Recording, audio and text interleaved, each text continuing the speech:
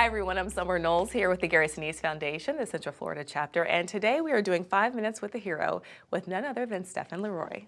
Watch this. It was 2010 when Sergeant Stefan LeRoy enlisted in the Army. Back in those days, adaptation was a mental exercise that helped him adjust to life in the U.S. Army. But in June 2012, everything changed. 5 months into a combat deployment in Afghanistan, Stefan's platoon was sent out on patrol. While out, 2 IEDs detonated, injuring Stefan's fellow soldiers. He rushed to help. While carrying an injured soldier to a medevac helicopter, a third device exploded. As a result of that blast, Stefan suffered traumatic brain injury and lost both of his legs. Adaptation took on a much more personal meaning for Stefan then. Being a double amputee, he not only had to relearn how to walk, but also how to live. Many years later, Stefan is pushing the perimeters and thriving, running 4 marathons and hand cycling numerous others.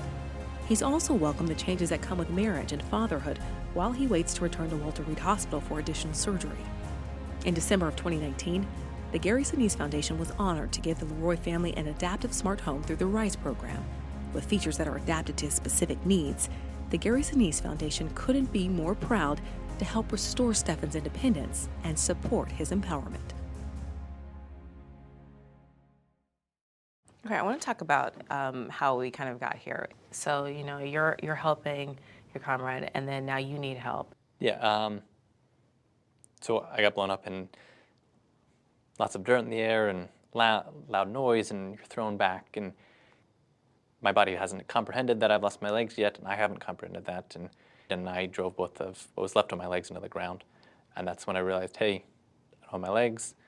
Initially getting into Walter Reed, was pretty out of it, and so it was painful, but it was also very intensive and exhausting. And then I got out of the hospital, and I started focusing on rehabilitation with the goal at that time of getting back in prosthetics. And for those first 2 years, I would continuously need to go back in and revise something because I would try to walk on prosthetics, but something wouldn't work. I can't feel part of my leg, and I rip a hole in it, or just because a piece of bone is poking out in the wrong spot. So through all that struggle to try to get back to walking, I focused on adaptive sports as a way to stay positive. 13 months later, I ran my first half marathon, and then 9 months after that, I ran my first marathon. But it wasn't just hey, I'm good now. Around a year ago, I started having breakdown on my skin graft on my above-the-knee amputation.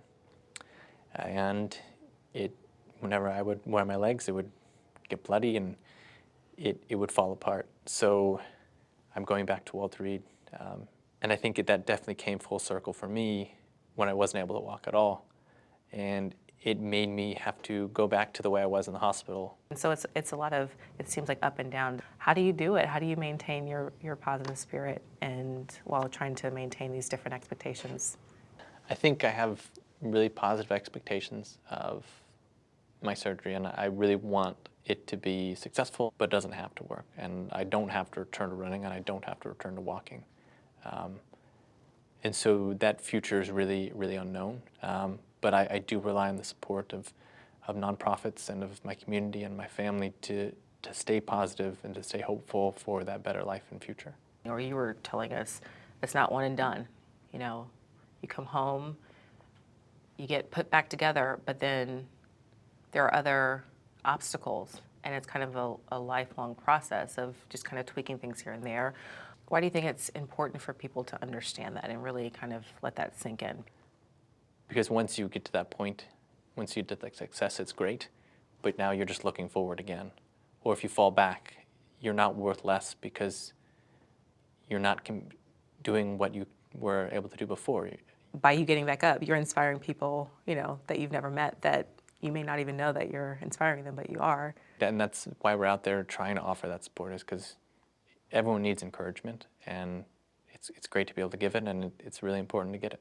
All right, Stefan, thank you so much for being with us and sharing your incredible story. We really appreciate it. And of course, thank all of you for joining us. We hope you will join us again for 5 Minutes with a Hero with the Central Florida chapter of the Gary Sinise Foundation.